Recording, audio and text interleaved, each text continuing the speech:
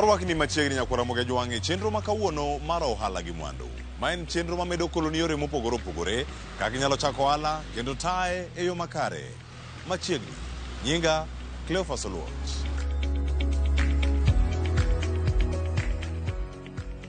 E ohala mokwongo ma warango kawuono e chenro mar ohala gi mwandu. En chenro no mar rango ni ng'ati ma otho owei ikano e yo makare. To bende opogore matin gi moko ma ponono wasekelo e chenro ni mar ohala gi mwandu. Ni mar gin girango kaka jal mantiere osiptal, to bed mano mar sirkal kata mago mag misen mopogore opogore. Iyudo chudo mar bil mari kadiponi oketi e ward kata macha miwacho ni an inpatient. Ohala makama. Negi chake nang'o. Maigi umiyo kawuono nyakwara Ramogi jwang' wantiere kae kod Peter Mbol.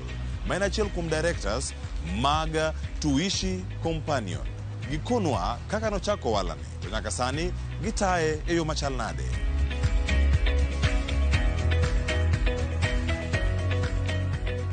Ginyinga giluonga Peter Mbol, atiyo gi Tuishi Companion. An in charge mag weche mag claims. An achiel kuom directors mag Tuishi. To Tuishi Companion wan migao gi dho ngere luongo ni welfare matiyo kamoro amora e Kenya, to wakonyi kaka jakanyo kibedo achiel kuomwa e weche ariyo. Mokwongo wan gi weche mag thieth kata weche mag medical, ma kane in jakanyo to diponi tuori to oteri osiptal minindo, wabro chulo ni bil. Koro weche mag chulo bil mag osiptal e gimomiyo nwachako kaka Tuishi Companion. Kineno nyingwa no en Tuishi, tiende ni ngima. Nwachako weche mag chulo bil mag osiptal kuom jokanyo. Gimoro mar ariyo mabe watimo en weche mag liel. Kuom weche mag liel, Tuishi Companion wan ema watelo ne similar welfares kata similar organizations e kawo weche mag liel. Wawacho ni kaka in jakanyo kata jawinjo kata janeno, wakawo ni ting' te mar liel. Tuishi Companion kuom sechegi ng'ato nyalo bedo ni wachako karang'o. Wan gigni 10 e Kenya nyaka nochako operation, but higni 5 mokalo ema wasebe witness growth maduong' kabisa. Nwachakre higni 10 mokalo to sani koro ji osewinjo e gwenge te mag Luo Nyanza, Western, Eastern, Nairobi kae, part of Central. Gima no odhirowa mondo wachake mokwongo ne ni kuonde mwadake, obed town, obed gweng', ne iyudo ka ng'ato tuo matin kaka pneumonia oluoro dhi osiptal, nikech pache paro ni kodhi osiptal siling 5,000 10,000 ok onyal golo. Koro kane wachake gima nodhirowa mondo wachake ne ni mondo wabi to wapong' nafas ni wabro miyi jing'o ni kin achiel kuomwa, to ka wang' tuo maki wuoth idhi osiptal, daktari ong'i, daktari othiedhi, nikech Tuishi bro bedo diere kanyo to thiedhi.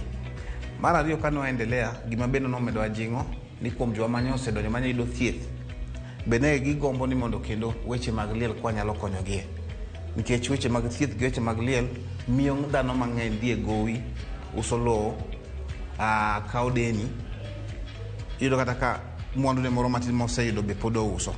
Koro weche mag liel be koro nwabiro to wakawo ting' te mar makane in jakanyo to inyiso mana tarik miike, tinyiso mana jo ni wan waiko chieng' makama nikech Tuishi osekawo ni ting' te.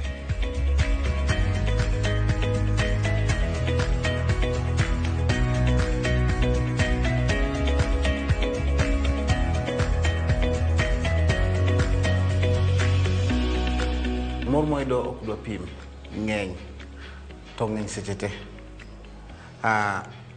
Nitie jawer mwacho ni ruoth tiyo taling' aling'a. Mor moyudo kae ng'eny. Mokwongo kuom jok mwatiyogo, approach ma Tuishi kawo community approach. Tieni wan watiyo kodi e gweng' kuma intie kata e state kuma intie no. Koro mor moyudo mokwongo ni jok mwatiyogo sani wan gi jotich mokalo 500. Wan gi agents kod team leads man kamoro amora e gweng', kila county gingo ji 500. To ji 500 gi directly giyudo livelihood margi from Tuishi. Tibedo kuom ng'ato ng'ato be labda by bedo jatich mar Tuishi kata achiel kuom staff mag Tuishi, en gi ji moko 10 mokonyo. Koro man our pride. Wang'en seche mwantie ni jok ma depend kuom directly gin 500, to kuom ji through 500 go ji 5,000 depend kuom directly. Mar ariyo, members marwa. Ka in member marwa, wasewuotho to ndie kuonde midhiye mibed mibuog ni warada ok en Tuishi. Mama ni donge do injira osiptal. Koro moro moyudo ng'eny pile ka pile. Ka ng'ato gonu simu, to dine oken un tuishi companion. Dine wiye okuot, but nugono na wich kuot. Mane momiyo pile ka pile wachiewo. Odiochieng' ng'a kata most of us jok motelo ne tuishi wanotiyo seche te. Nikech ibro goni simu tibro mako simu seche te. Koro odiochieng'a onge seche mochakre to onge seche morumo. Nikech ibro yudo simu mowuok kuom member dwaro mondo konye, ibro konye manyaka yud solution. Ibro yudo simu mowuok kuom one of your staff to kane en gi issue pod wabro wuoyo kode manyaka wa address that issue. But ka en ma formal to en dojo kae saa 1 kata 6:30, saa 1 to saa 2 obedo gi mkutano e ofis ka, saa 2 nyaka saa 4 obedo gi mkutano kaka mag leadership kata management, mano saa 2 nyaka saa 4, then saa 4 nyaka otieno inena weche mag ikonyo ng'ani nadi, ikonyo member nadi, ikonyo staff nadi e ground. Changamoto mantie to ng'eny to ok ng'eny ahinya. Mor lile mang'eny, changamoto yuno seche moko ni kuom jakanyo. Ene modwar ni ka obedo jakanyo to pesa monego chul dwe ka dwe mondo en sure ni between tarik 1 tarik to giko dwe obed tarik 30 kata tarik 30 osechulo. Nikech seche ma masira kata ka ngibedo matuo to masira be omaki, ibiro dwaro mondo tuishi okonyi. Kuom janeno mane na sechegi, ng'ata mane Kenya ka in jigni 18 in gi kitambulisho to in gi line mar Safaricom oyieni mondo ibed member, as long as in gi send mind to in gi gombo mar bedo jakanyo. Gik mo offer en medical package. Kidonje medical package to ni dwaro ni bed jakanyo to in case wang ituori to in admitted gi dhongero lo ni inpatient to ishi bro chulo ni. E weche mag medical kuom seche gi watiyo gi all government facility kamora mora, all mission facility kamora mora. To adaka in private pudo bro chudo ni but obro tiyo gi rates mag serikal. Mar ariyo package ma golo mar ariyo iluongo ni last expense. Mai kuom ng'amo yudo masira, ng'ate mohero Nyasaye okawo. Wabro timo dik moka 12.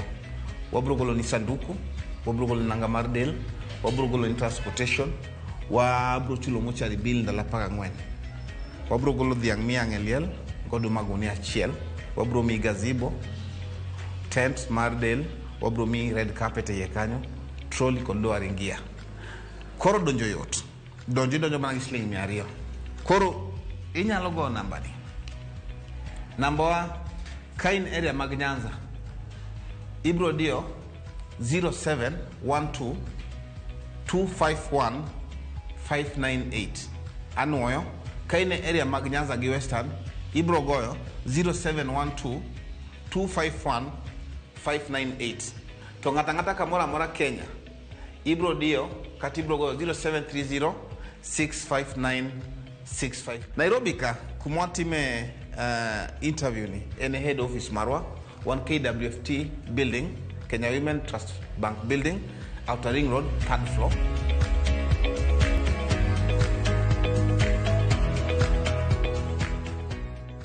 Bang' winjo siganda jogo matiyo ka tuishi companion kanyo ne gichako yo machal nade en moro marani bende seyudo gimoro kacha. Warango ohala machielo to ma en kar rwako welo. Nyaber ni bire buore Nairobi kata dhi limbe kumoro machielo tionge kumoro minyalo dake kata e thuolo moro mar odiochieng' achiel, 2 kata mathoth. Mane gimomiyo kawuono warango sigand Alvis Siso. Alvis Siso nochako ohala mana matin. Ene od mokodesa kata minyachone mar rent to kawuono bende kelo ne yuto mare bathe. Ma en ohala miluongo ni BnB. Oganda mathoth time kaunti ma Nairobi to bende ing'e gimomiyo ne gichake kata gimomiyo gitaye kaka gidhi kode. Wawinjane sigande.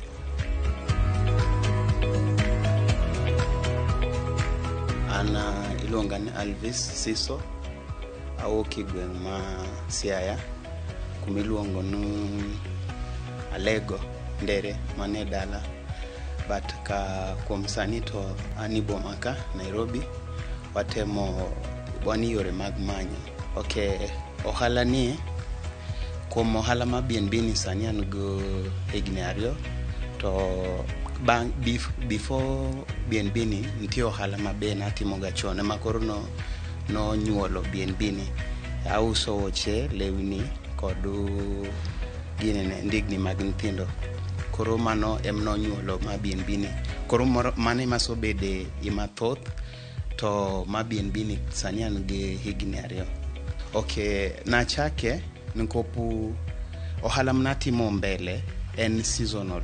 Seche moko ing'en kaka January ji dhi school, at that time ji jonyuol kata ba janyuol wan gi story mag school fees and so food koro ohala ni en onge gi season, en ing'en en accommodation, accommodate ji man within the country kod woko. Koro gimomiyo mathoth notimo monda donji ohala ni oken seasonal.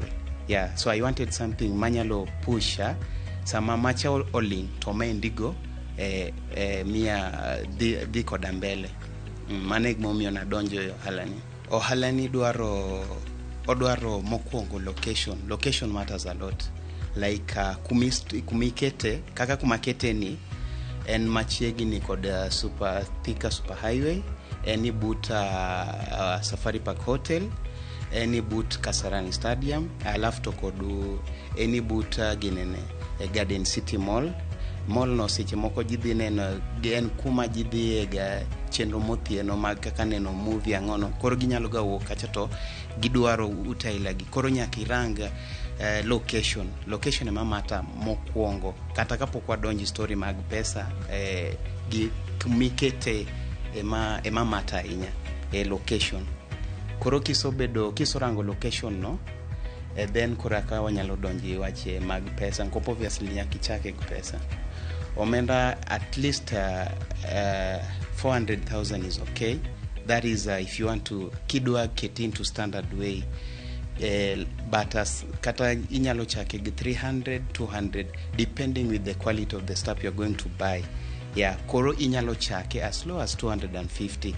Kop kanyon 250 no, ntie rent kod deposit alafu kendo iginene inyeo gik moko facilities makoro dware kaka mag hot fridge, microwave and otanda so on. But koro ing'en gima timre jui ohala ni jing'enye, koro itemo kelo gik ma quality mabo miyo client ko biro to bo dwaro biro kendo gi kendo, koro nyaka ijiw lweti matin. Mor momia enu omia mor nyadi ng'eny en yore mang'eny mopogre. Mokwongo okeno ohala madwaro full attention mari, en giminyalo timo kata kin within Nairobi kata kionge, so long as ni sotimo setup maber to itimatima marketing, oken gima dwaro full attention. And secondly enu omiyo iromo gi jima mang'eny mopogre to samimi gi service cha tinwang' kara ntie gima be no dwaro, koro inwang'o ko ohala gi konyre. Ng'at mabiro ka nyalo dwaro no be odwaro pod wuoche, pod odwaro longe kata ndigni, inwang'o ka koro ohala ni konya iyo moro cha, koro okelo na kendo clients moko manyien.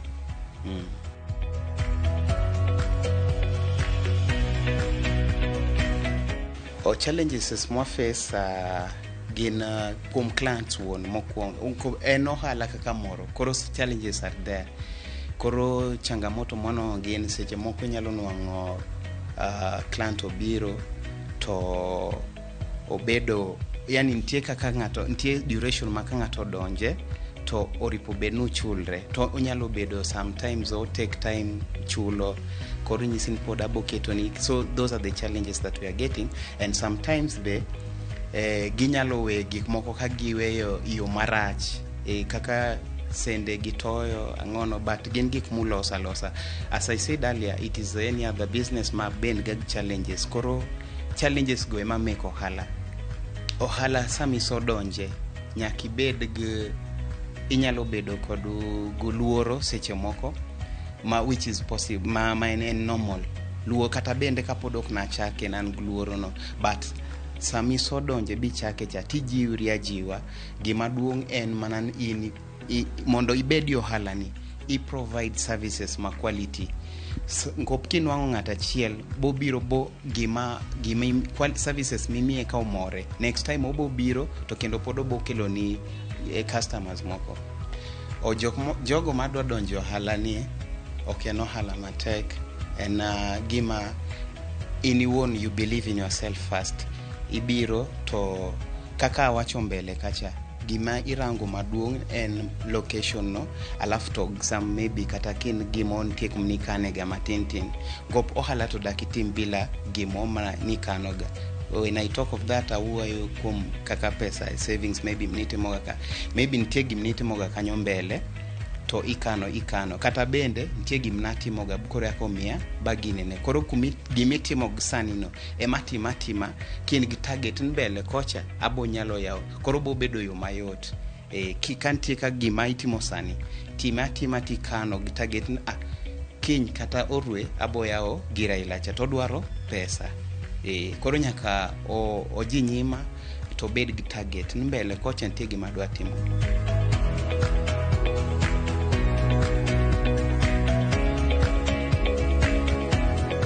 Agora hamano kuom thuolo no an iluonga na Alvis Siso platforms maga te Facebook, IG, Twitter ibonwanga ka Alvis Siso namba mar WhatsApp kata mar calls en 07 11 70 65 48.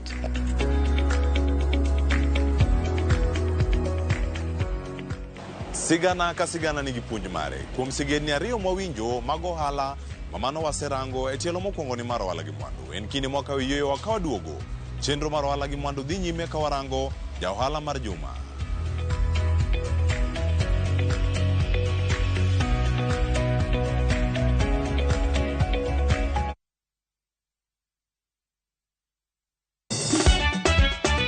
Tugo koro eka iyo chacho. Participate. Ka gik moko medo mana fwenyore, to ngima bende medo bedo matek e boma maduong'. Gimora mora ma Nyasaye omiya. Okawene jachien. Yud mor e ngimani kokalo e gik matindo. Onge ka mwaluoro bwana ochiel chunye ni wakete pile wacha. Nia ne ngima nyar kochia, kod osiepene kachiel kod joodgi. Kata let te jiere ya lak chogo. Ok ginyal weyi ma ok inyiero. Ero to mayaro walo. Ero ng'at manyisa gik moko. Nyar kochia, tich abich ka tich abich, saa 1:55 otieno. Mana e Ramogi TV.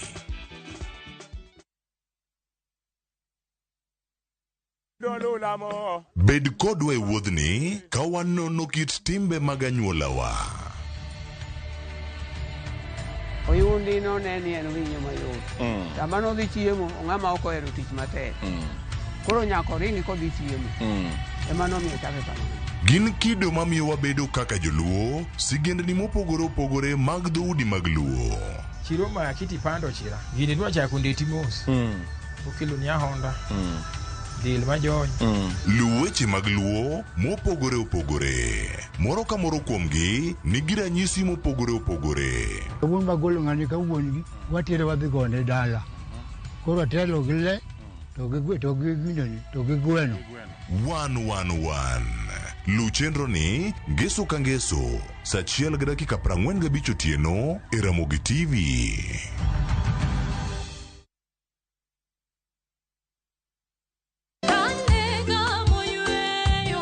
Fweny ngima maber e wach Nyasaye kanyakla gi wende majiwo chuny ahinya e Injili ngima.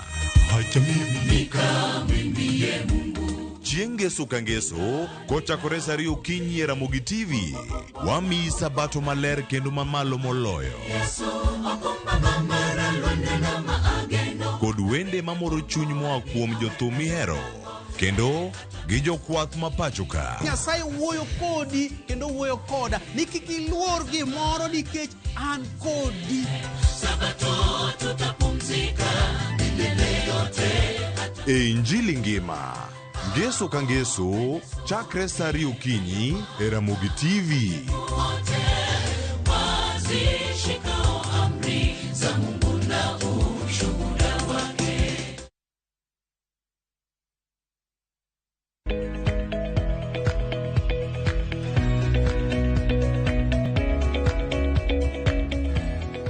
Machiegni kendo nyako Ramogi jwang' e chenro mar ohala gi mwandu. En moro mara ni pod ikete chenro ni.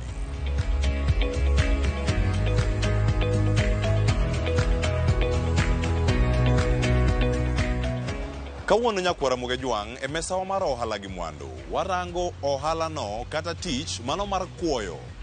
kombe mag nyamburko kaachiel koda ka gigo mag duso nyamburko e iye kacha.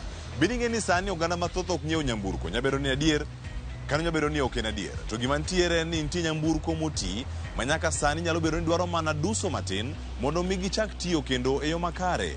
Dibed ni iseneno gi alwora mari, dibed ni en nyamburko machon to en gi kombe manyasani kata kombe mabecho. Mano en tich ma itimo e kaunti ma Nairobi koso ma Kiambu gi chiegni. Mano alwora ma Kiambu Road waromo kod wuodonagi. Mano Nick Okeyo. Nick Okeyo osetimo tijni kuom kinde sani.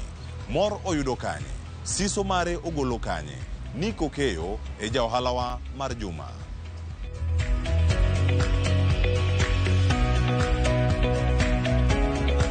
Nyinga iluongo ni Nick Okeyo, aja Homa Bay Kanyada, to atimo ohala mar kwoyo kombe geche, in English iluongo ni upholstery. Koro waloso kombe geche, interior mar gari at large, then kata kombe mag ot.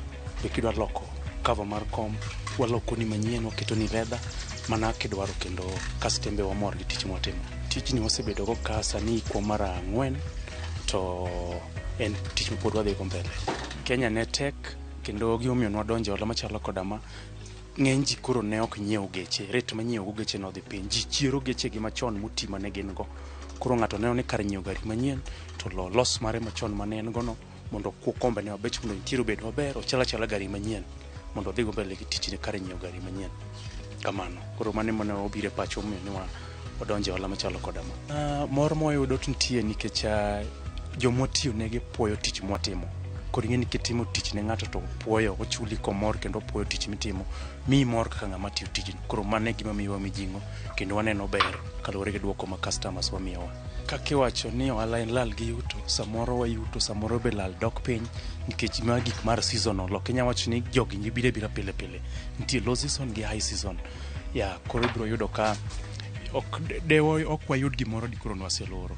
Kero ok dawach ni ok wayud gimoro, wayudo matin, koro matin go miyo wamedo kaka wadhi mbele. Kech nok wachako kama, nwachako matin tin gara achiel nyalo donjo pile, ti samoro geche 3 nyalo donjo kata 4, kendo mane momiyo osemiyo mijing'o mar dhi mbele gohala machalo kodama.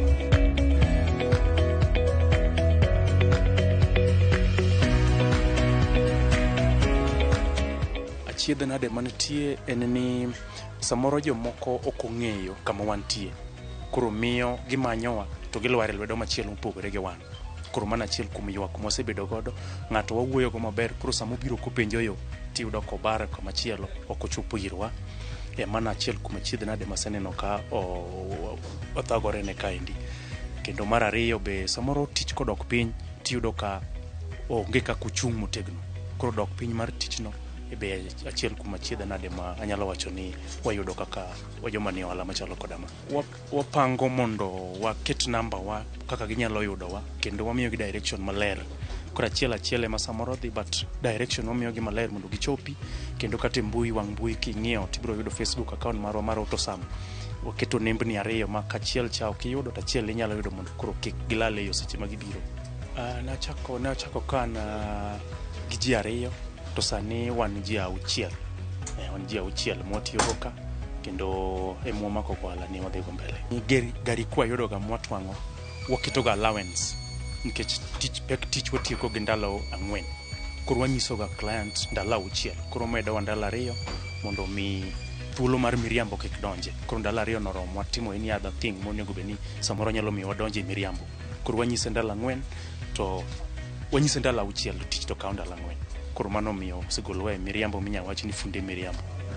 Ng'enyne nitiere jomosetiyo negi machiwo nembni wa kendo wan be watimo lendo e wang' mbui Facebook marwa. Aneno ka miyowa referrals mang'eny gi class mosetiyo gi be miyowa osiepe gi wede osiepe magin go nikech tich maber motimo negi.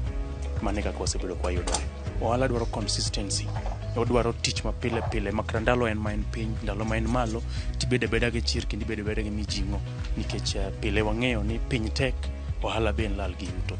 Koro mana jochir kendo joma ubedo consistent tich ma gitimo ema pile manage ga ohala. Namba na mar simu en 07 13 976 317 0713 976 317.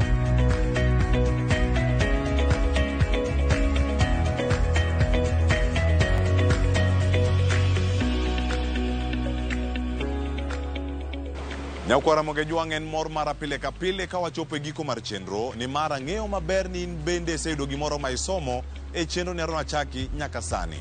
Makoro wachopo e giko mare. Tudi koda kendo juma manyien ka wamenyo ni ohala moko. Wami riekni kaka inyalo chako gi kendo tayo gi e yo makare. Oriti masane. Nyinga Cleophas Oluoch.